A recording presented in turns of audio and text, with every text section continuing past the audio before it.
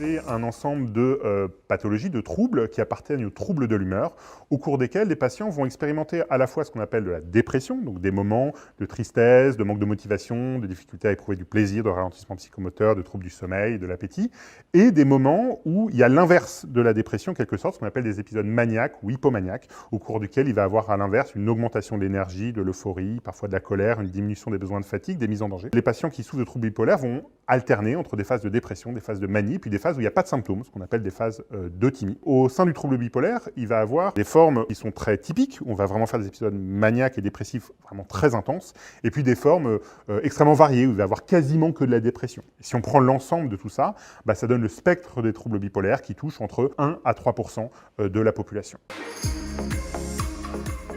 Aujourd'hui, ça se diagnostique de façon clinique, c'est-à-dire qu'on n'a pas d'examen complémentaire, d'imagerie, de biologie, de prise de sang qui permettrait de poser le diagnostic. Donc ça va se poser sur la base d'un entretien qui va être fait avec un psychiatre qui est formé à ces questions, qui va interroger le patient à la fois sur les troubles qu'il présente actuellement, sur les épisodes qu'il a pu présenter par le passé, sur la réponse éventuellement à différents traitements, et puis sur la présence de troubles dans la famille.